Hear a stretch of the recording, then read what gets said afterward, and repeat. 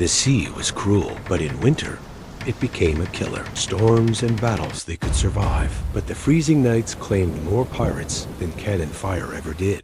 To live another day beneath the black flag, they had to master the art of surviving the cold. Out on the endless sea, pirates faced enemies far more merciless than rival crews or cannon fire. Storms could be endured, battles could be fought, but when the cold crept across the deck, it became a silent killer. A blade wounds one man at a time, yet freezing nights could wipe out an entire crew if they weren't prepared. For a pirate, warmth wasn't comfort.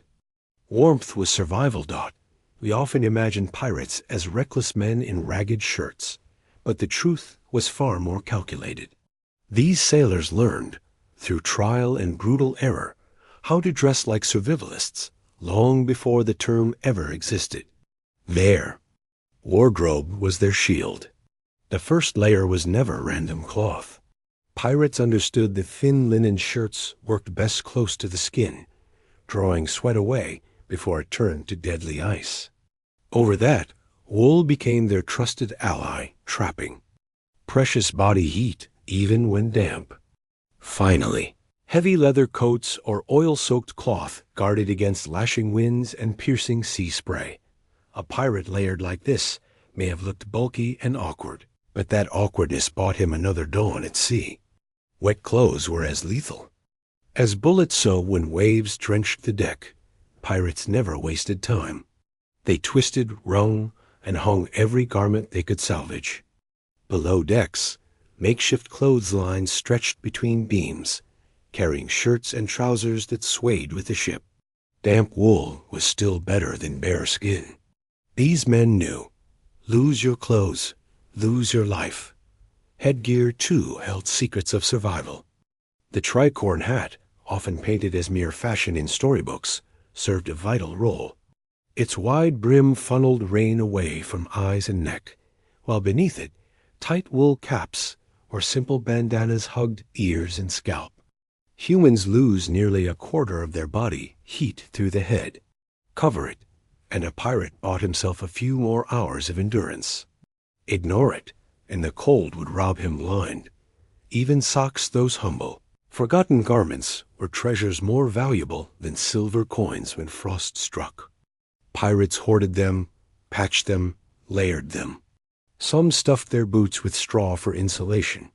Others wrapped scraps of cloth between layers.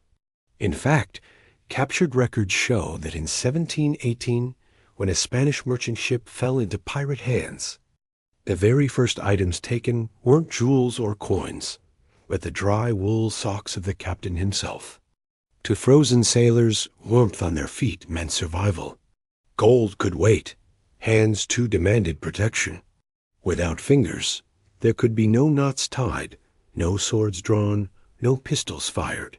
Pirates cobbled together crude mittens from leather scraps, sometimes leaving the trigger finger exposed for battle. Others coated their hands with animal fat or whale oil before slipping on gloves, creating a greasy barrier against the merciless bite of the wind. A man with frostbitten hands was no sailor. He was dead weight. When luck turned and a naval vessel was captured, pirates saw more than just loot. The coats and boots of Navy men were survival gear of the highest order. Thick officers' cloaks, made of dense wool, became prized spoils. Pirates didn't care if a jacket bore the emblem of the British Crown or the Spanish Navy. Function mattered, not fashion. A pirate draped in a stolen uniform may have looked like a jester with mismatched insignias, but he was warm, and warmth meant life. But even the best clothing had limits. On nights when icy gales howled and the decks froze beneath their boots, men abandoned pride. They huddled together, pressing close in dark corners below deck. Shared body heat turned a group of shivering outlaws into a single breathing furnace. Captains sometimes allowed blankets or furs from the hold to be used, a gesture of mercy that could make the difference between survival and corpses at dawn. In desperate moments, cannonballs themselves were heated in galley fires, wrapped in cloth, and placed carefully near sleeping men. The glow of iron heat, radiating through the night, was as precious as any treasure chest. Clothing was not vanity. It was armor against the invisible blade of the cold. And the smartest pirate captains understood this better than anyone. A crew shivering and weak could not fight. A crew warm and fed could plunder another day. Clothing kept the cold out, but it could only go so far. To truly endure the frozen nights, pirates needed to stoke the fire within. Food was not just a matter of filling empty bellies. It was fuel, the only way to keep the body's furnace burning when icy winds howled through the rigging. On a pirate ship, meals could mean the difference between life and death through long voyages and countless storms. Pirates learned that some foods carried heat better than others. Spices, for instance, became winter treasures. Hot peppers, brought back from raids in the Caribbean, were not merely flavor for bland stews. They triggered a real physical reaction. Blood raced, skin flushed, and for a brief moment, the cold seemed to loosen its grip. Ship logs from the early 1700s record cooks rationing peppers carefully, saving the hottest batches for nights when the sea froze on the deck rails. To a pirate, a mouthful of fire was worth more than any chest of silver. Protein, too, had its place in the battle.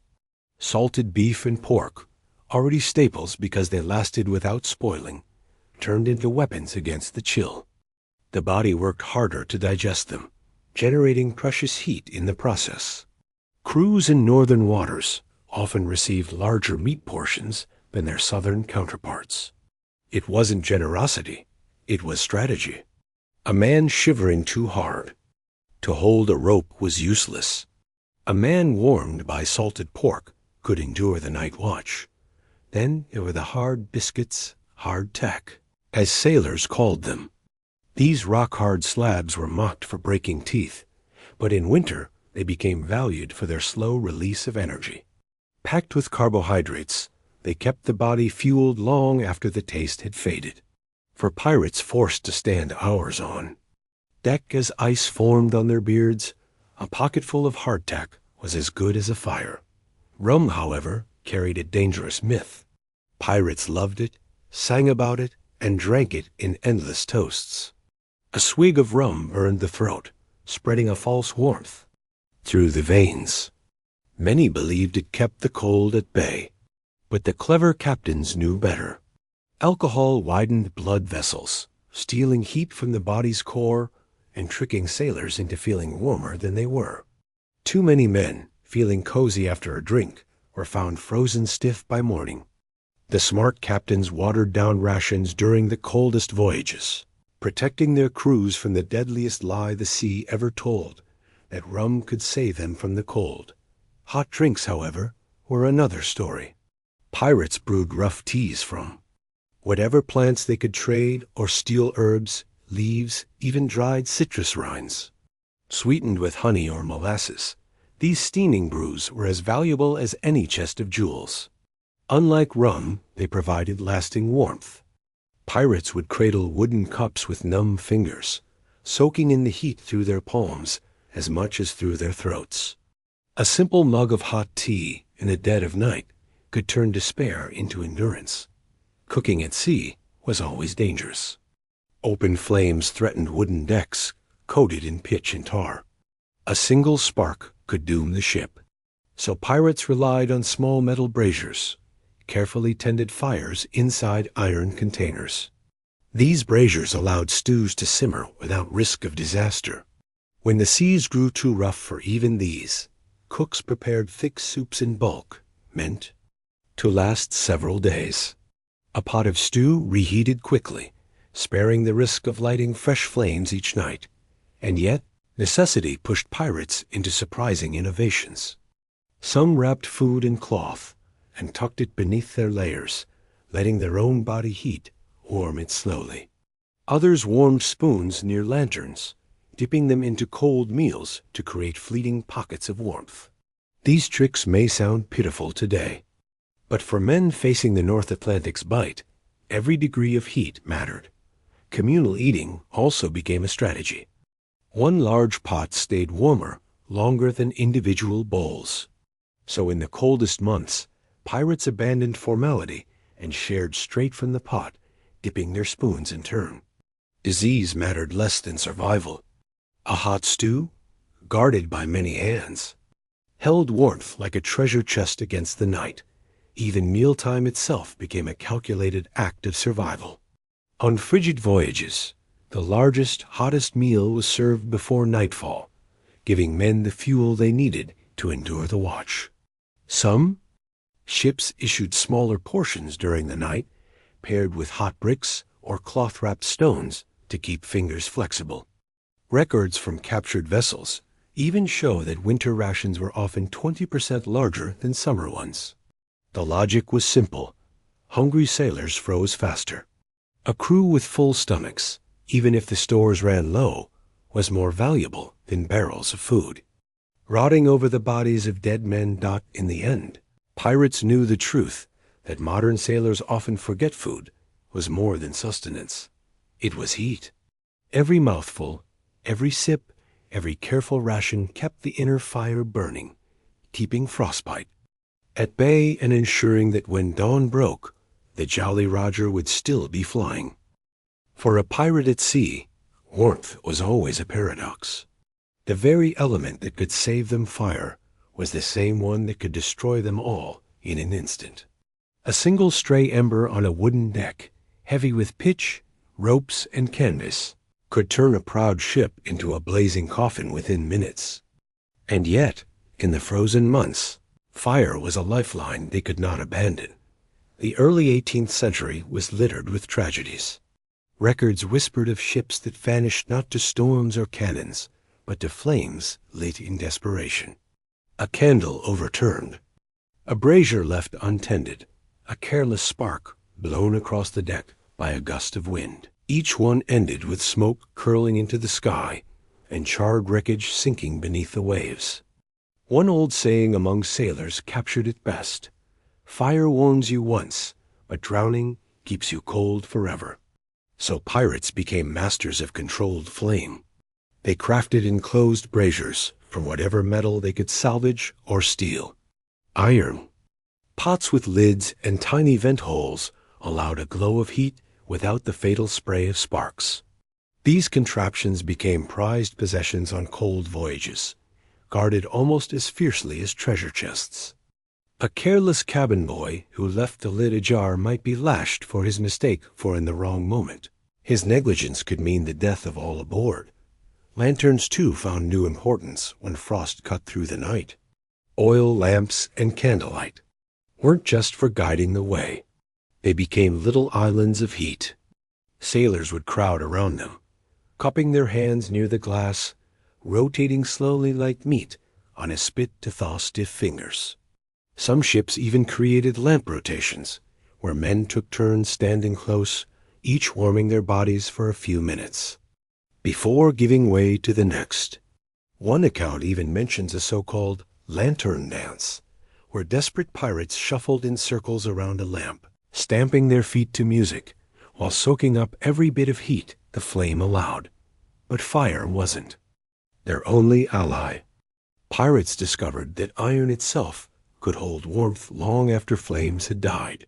Cannonballs, normally instruments of destruction, transformed into makeshift heaters. Crewmen would lower them into galley fires until they glowed faintly red, then wrap them in rags and place them among the hammocks.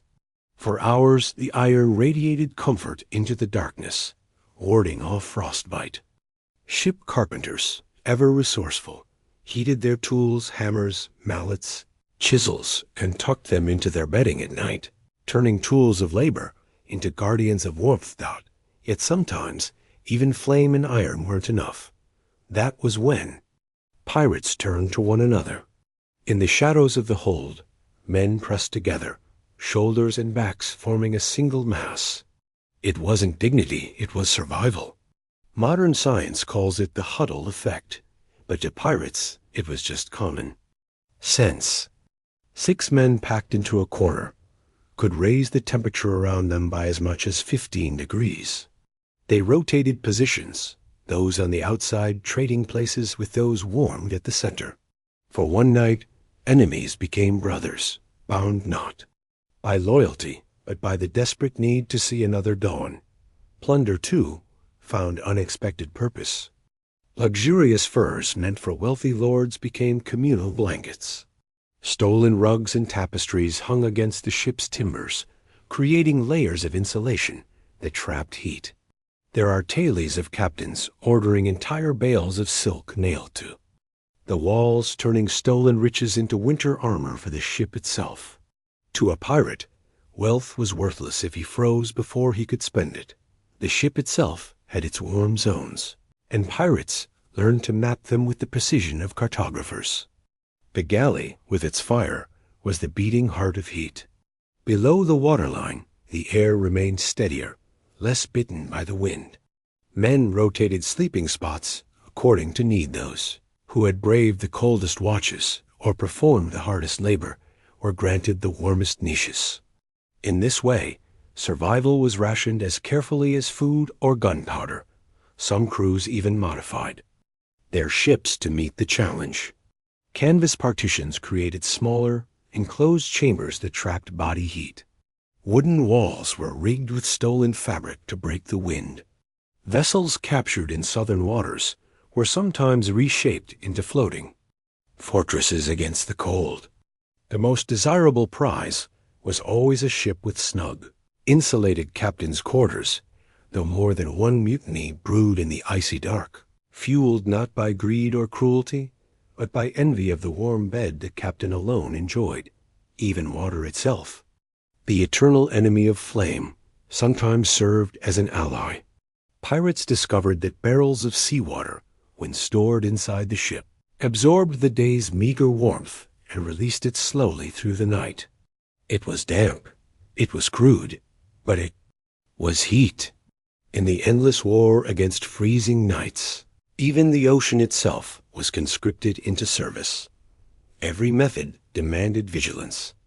Braziers had to be checked, cannonballs rotated, lanterns monitored. Fire watchers were assigned, often the newest recruits, who learned quickly that sleep was not an option. One dozing moment could end with smoke choking the hold in flames, devouring the sails. Warmth was precious, but it was never free. In the end, pirates learned to walk a razor's edge. Too little fire, and the cold would take them. Too much, and the flames would consume them whole. Yet somehow, through ingenuity, desperation, and sheer stubbornness, they managed. Against the howling winds and frozen seas, they lit their tiny lights, shared their warmth, and bought themselves another day to fly the black flag. Cold has a way of creeping in slowly, like an enemy too patient to reveal itself. A man could be dressed in layers of wool, with a belly full of salted pork, and still feel his strength slipping away as icy winds gnawed at his bones. Pirates understood something that modern science would later confirm. A moving body is a warm body. And so, when the frost threatened to turn them into statues, they turned survival into motion. Daily life on a pirate ship already demanded effort. Hoisting sails, tightening ropes, and hauling anchors required brutal strength. But in winter seas, captains added to the workload deliberately. Sails were ordered up, then down again, sometimes 3, 4, even 7 times in a single morning. To outsiders, it might look like indecision. In truth, it was strategy. Muscles burned, blood surged, and fingers thawed enough to grip another line. A busy crew was a warm crew. Deck scrubbing, usually a punishment or a tedious chore, became another tool. Bent backs, hands in constant motion, feet sliding across icy planks, it all served to drive heat back into frozen limbs. Some ships even instituted rotations, requiring every sailor to spend an hour on hands and knees each day, brush in hand, whether the deck was dirty or not. The side effect?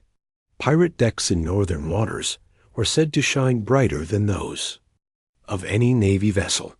Climbing the rigging was another unexpected salvation. The web of ropes stretched into the sky, and each climb demanded full-body exertion. Sailors assigned to the crow's nest the coldest, most exposed position of all found themselves limited to 15 minutes in the worst weather. Yet this climb up and down, muscles straining, often warmed them more than the watch itself. The climb became as much a lifeline as the lookout duty. Combat practice, too, turned into a form of survival. Sword drills weren't just for skill, they kept blood pumping. Pirates sparred with wooden blades or practiced knife throwing on makeshift targets. The thud of steel against wood echoed through icy mornings, warming not just their bodies, but their spirits.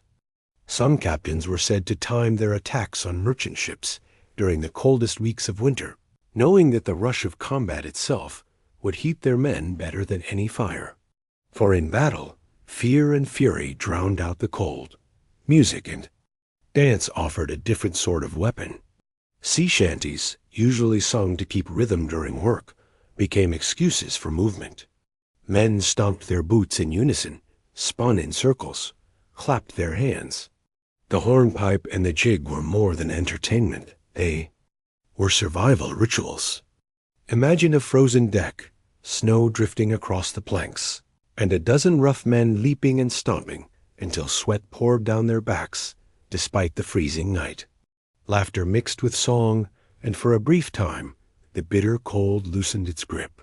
Below deck, cramped spaces forced pirates to invent new routines. Push-ups against walls, squats in narrow corridors, arm wrestling contests on barrels, every motion was a spark of warmth. Journals from captured pirates describe fierce competitions where the winner earned extra food or rum. It wasn't just play, it was life. Men pushed their limits, driven as much by survival as by pride. Rowing, too, became coveted work. While most sailors dreaded the small boats that ferried men and cargo, in winter it was different. The rhythmic pull of oars across icy water heated muscles faster than any cloak. Clever captains assigned rowing to the men who suffered most from the cold, turning what was usually punishment into salvation. To sweat on the open sea was to cheat death itself. And of course, there was fighting. Nothing, not even fire, burned the cold away like combat.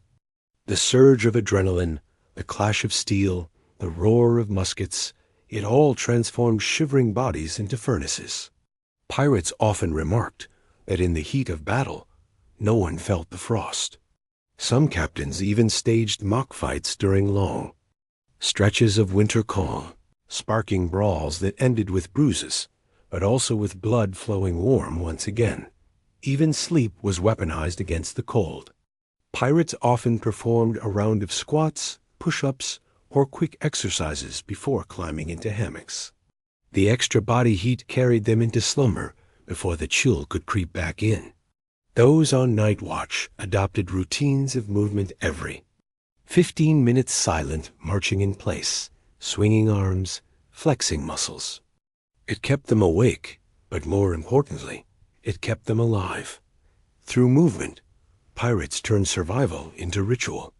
They scrubbed decks not for cleanliness, but for warmth. They sang not for joy alone, but to keep their blood hot. They fought, not just for loot, but to remind their bodies they were still alive. On those endless frozen seas, motion was life, and stillness was death. Pirates were clever enough to know when to fight nature and when to bend before it. No matter how thick their coats, how strong their fires, or how hearty their stews, there came a time when the cold grew too cruel to endure. And so, the smartest captains played their greatest card, freedom. Unlike the naval ships that sailed where kings commanded, pirates chose their own seas. That choice often meant the difference between life and death. As autumn crept into the North Atlantic, pirate sails turned southward. It wasn't cowardice, it was strategy.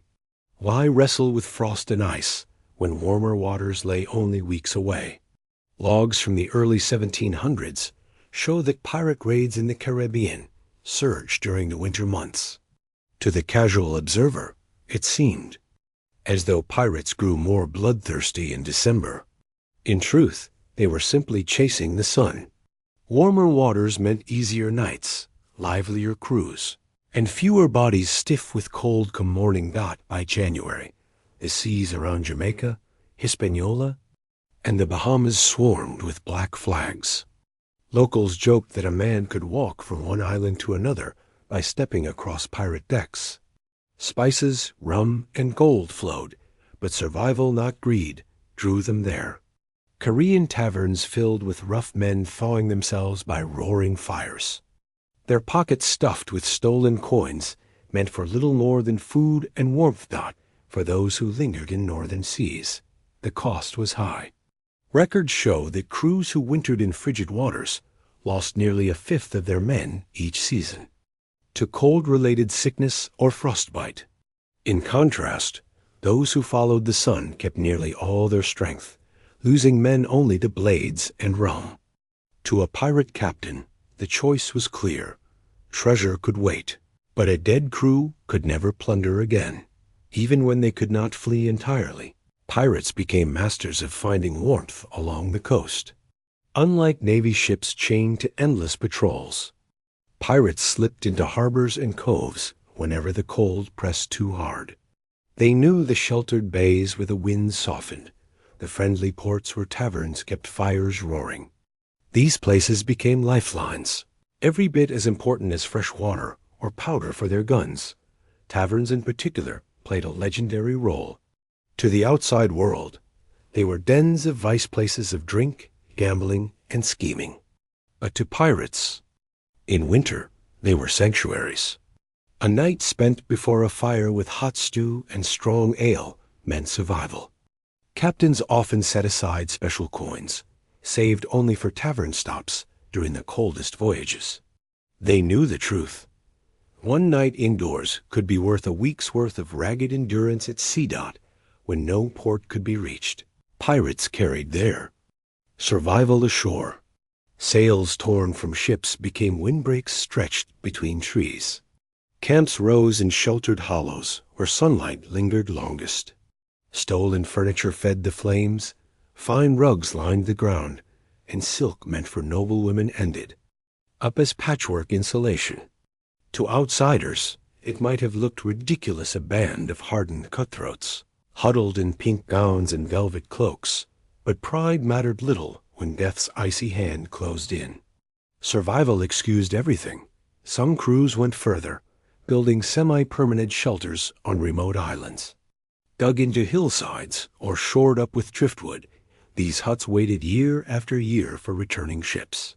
In time, maps passed among crews marked not just treasure, but winter refuges. A hidden hut on a deserted isle could mean the difference between an expedition's success and its doom. The true secret of pirate survival lay not in their clothes, their food, or their fire, but in their adaptability. They bent their lives to the seasons, flowing like water around the obstacles of nature. Where kings sent their navies into icy death, pirates slipped south, warm, alive, and ready to strike again. This flexibility was their greatest weapon, a skill as valuable as any cutlass or cannon, and so winter became not an enemy to be conquered, but a force to be evaded. Pirates followed the warmth, danced by tavern fires, built secret camps, and waited for the world to thaw. In the end, their cunning was simple: survive today, plunder tomorrow. For most men, treasure meant glittering coins, jewels, or silks fit for a king. But to a pirate trapped in the grip of winter, treasure often meant something far more humble: a fur cloak, a heavy rug, or even a chest of woolen socks. Gold could not warm frozen bones. Ganymet, in the dead of winter, became survival gear. When merchant vessels fell into pirate hands, crews stripped them bare, not just of riches, but of anything that could block the cold. Luxurious furs destined for noble estates became communal. Blankets in the hold. Heavy drapes once meant to decorate mansions were nailed across bulkheads, transforming bare planks into insulated walls. Even tapestries stolen from cathedrals found new purpose, hanging as windbreaks in the captain's cabin. To the outside world, it might have looked like desecration. To pirates, it was ingenuity. Some captains were bold enough to sacrifice entire cargoes for survival. One tale tells of a silk merchant's haul, seized by raiders in the North Atlantic. Instead of selling it on the black market, the pirate leader ordered it all stitched into insulation along the crew's quarters. Better to be alive and stolen. Silk, he is said to have laughed, than frozen dead in rags with a pocket full of gold. In such moments, practicality trumped pride, and silk became as valuable as steel. The ship itself offered lessons to those wise enough to listen. A wooden vessel was not uniform in its warmth. Some spaces, by design or accident, held heat better than others. Pirates mapped these zones with the care of navigators. The galley, where the brazier burned, was always the heart of heat. Below the waterline, where the sea's temperature steadied the air, men found pockets of bearable warmth. Higher decks, exposed to the wind, were icy death traps. Captains often rotated men through these warm and cold zones like a living tide. The sailor who endured the midnight watch on deck might be rewarded with a corner near the galley's glow. The man who labored hardest at the sails earned the warmest hammock in the hold. In this way, warmth became as much a rationed resource as bread or powder. Distributed with strategy to keep the crew alive, pirates even altered their ships to meet the cold head-on. Canvas sheets stretched across beams created smaller compartments. Where body heat lingered, crude wooden partitions turned open holds into snug dens. Every stolen scrap of cloth, every rug, every sail was pressed into service. To an outsider, the ship might look like a patchwork of stolen finery and tattered rags. To the crew within, it was a fortress against winter's assault. Some pirates went further still, using unlikely sources of heat to outwit the cold. Barrels of seawater, brought below deck, absorbed what little warmth the day offered and released it slowly through the night. It was damp. It smelled of salt and rot, but it was steady. In desperate times, pirates learned to harness even the sea itself as a crude form of heating. Every trick came with risks. Too much cloth nailed against wooden walls created fire hazards. Too many men crammed into one space spread disease as quickly as warmth. And yet, balance was always the pirate's art, knowing how far to push without tipping into ruin.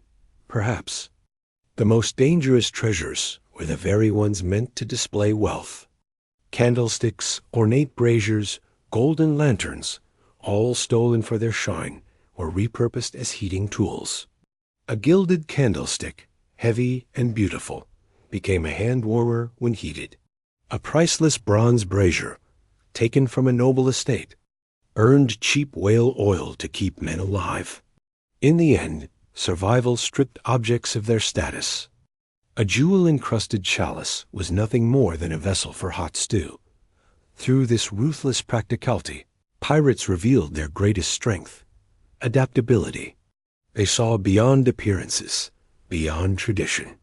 To them, treasure was never static. It was whatever kept them alive long enough to steal more tomorrow. Where kings saw wealth, pirates saw survival. In the bitter months, their ships became floating collages of stolen goods, patched together with velvet, fur, and silk. Strange, yes. Chaotic, absolutely, but functional above all else. This creativity, this refusal to let any resource go unused, was the difference between a frozen grave and another sunrise under the black flag. A pirate crew might have been a band of rogues and outlaws, but when the cold came, chaos could no longer rule. Survival demanded discipline. The endless winter seas showed no mercy to the careless. A single mistake of fire, untended, a lantern, left to flicker too close to canvas, a man nodding off during watch could mean death for all.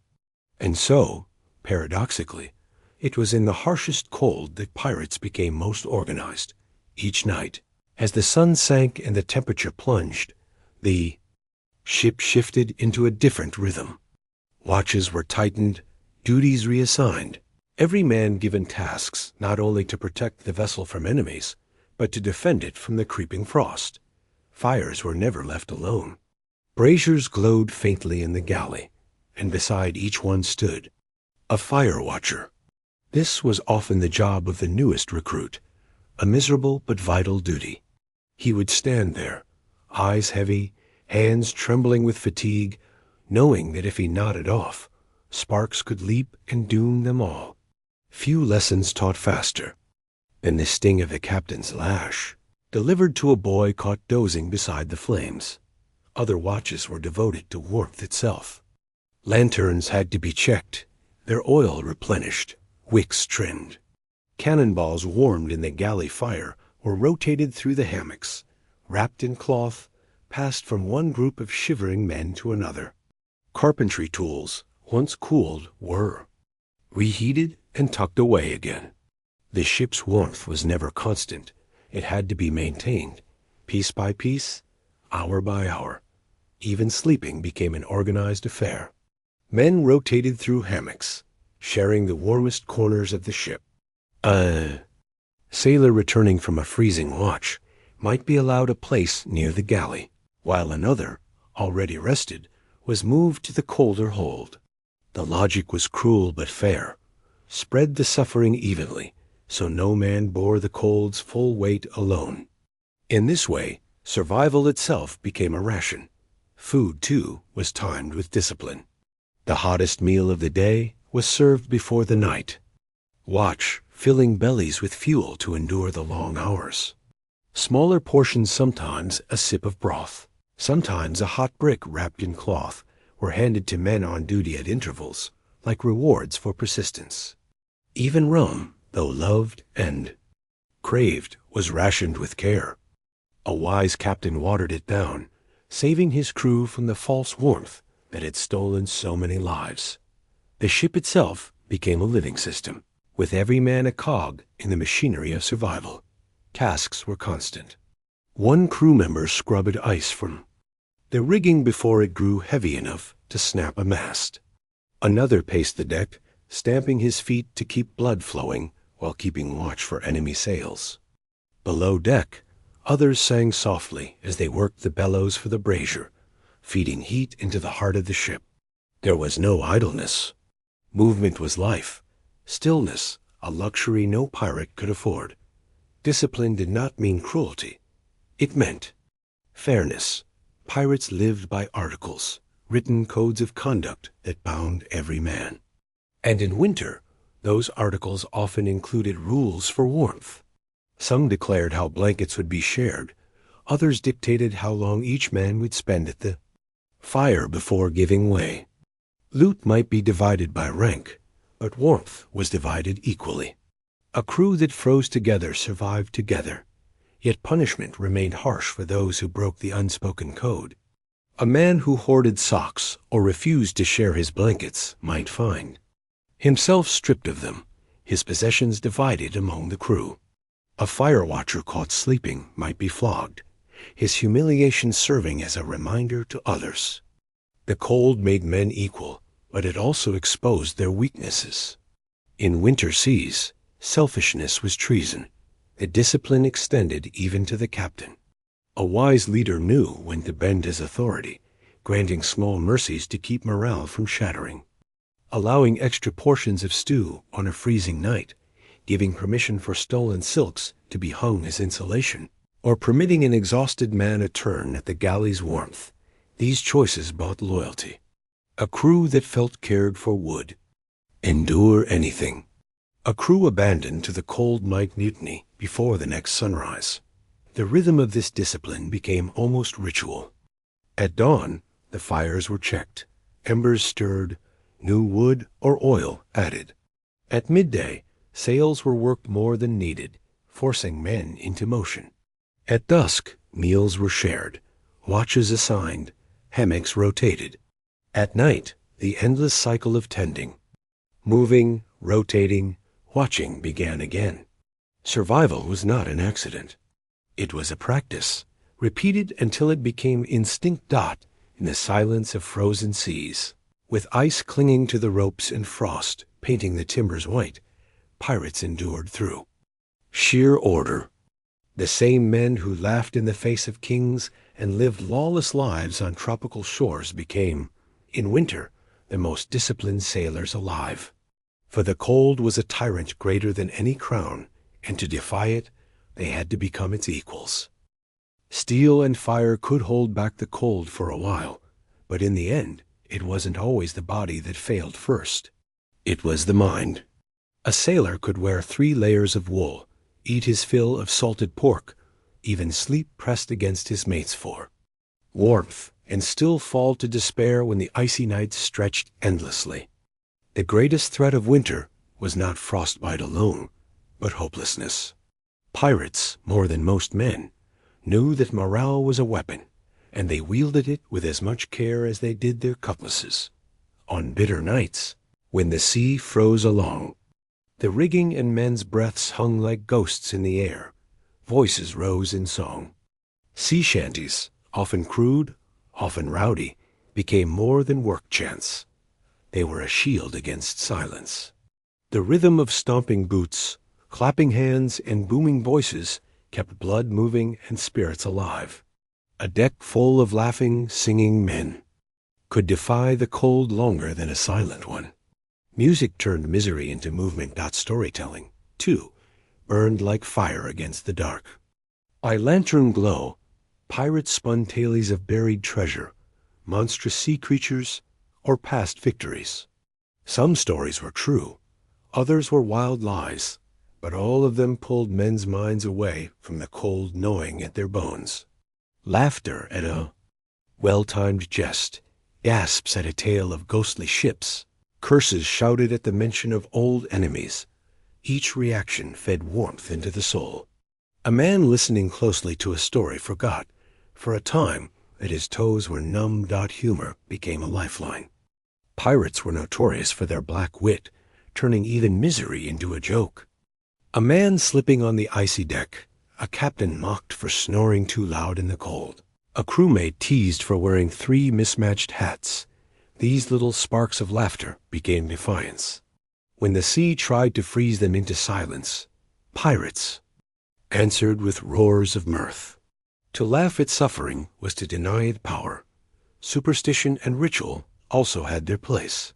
Some crews swore by charms bones tied to rigging, bits of cloth dyed red, or talismans stolen from distant lands. Whether or not they truly warded off frost didn't matter. Belief itself kept despair at bay. A sailor clutching a lucky trinket felt braver, stronger, warmer. Faith, even false faith, was a kind of fire. Hope was carefully stoked by wise captains. They knew when to promise landfall, when to speak of warmer ports ahead, when to declare an extra ration of stew. Small mercies loomed large in the frozen dark. A single word, tomorrow, Chamaska, could be enough to keep weary men from giving in. Despair spread quickly on a ship, but so did hope.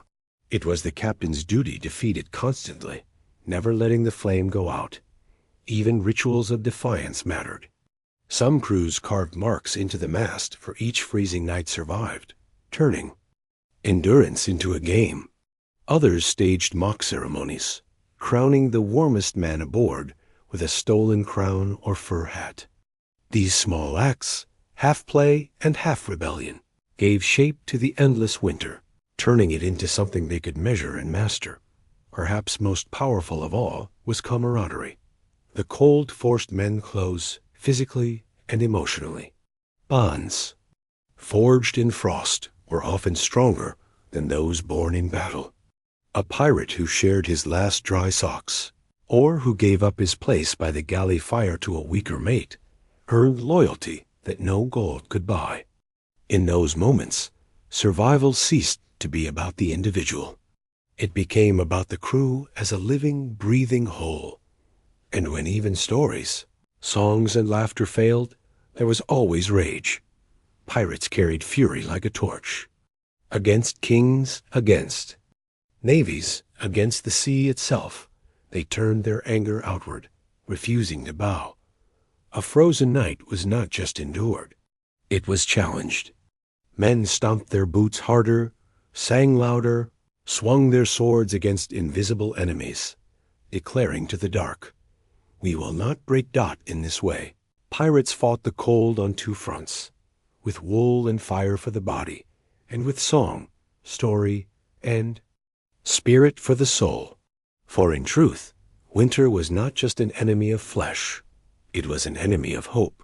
And only those who could keep their inner flame alive would see another dawn beneath the black flag. The sea was never merciful, and winter least of all. Storms could be survived, battles could be won, but the cold, it was relentless, silent, and patient. It waited in the dark, seeping into bones, testing every man's will. Yet pirates, men, who lived on the edge of law and life itself, refused to bow. Against frost and wind, they built a science of survival as cunning as any raid, as ruthless as any ambush. Over time, 5 great pillars of strategy rose from their struggle.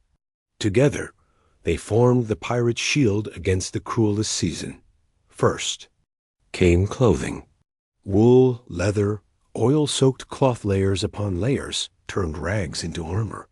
Bandanas that kept ears from freezing. Mismatched navy coats looted from captured ships. Even socks stolen before gold each scrap mattered. Clothing was not vanity. It was a man's first fortress. Against death. Second came food. Salted meats, hardtack, and peppers hot enough to burn the tongue. These became fuel for the body's furnace. Hot teas brewed from stolen herbs, honey, stirred into steaming cups, soups shared from communal pots. Every bite and every sip kept the fire inside alive. Rum deceived, but warm meals told no lies. Third came fire and ingenuity. Enclosed braziers glowing in the galley, lanterns clutched in numb hands, cannonballs heated red and tucked into hammocks. Even seawater barrels pressed into service as crude radiators.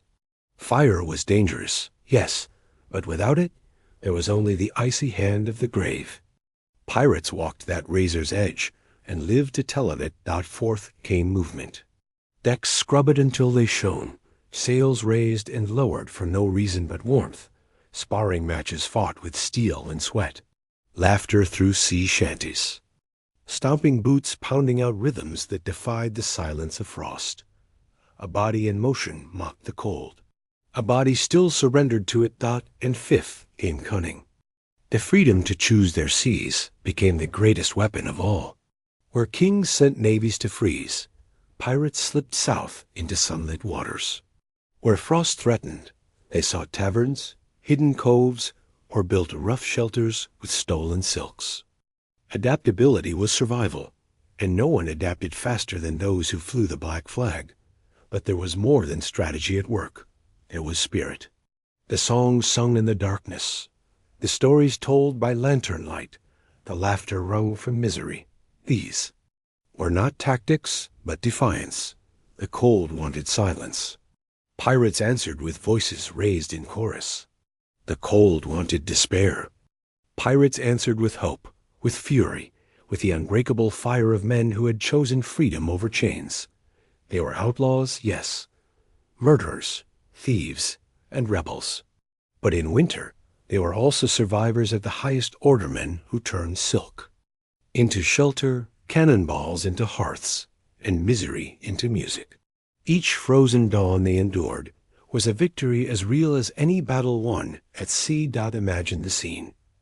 A ship adrift in icy waters, frost glittering on her rigging like diamonds, breath clouding the air of every man aboard. And yet, from her deck rises laughter, the stomp of boots, the boom of voices in song. The Jolly Roger snaps in the frozen wind, not as a threat to passing ships, but as a declaration to the elements themselves. We are still here. In the end. That was the true treasure. Not gold, not jewels, not silk or rum. The true treasure was survival, the chance to see another sunrise, to raid another port, to live free another day. Against cold seas and colder nights, the pirates' greatest victory was that they endured. And so, when winter came and the seas turned cruel, the black flag did not vanish. It flew high against the icy sky, carried by men who had mastered not just plunder, but survival itself. The cold was merciless, but so were they.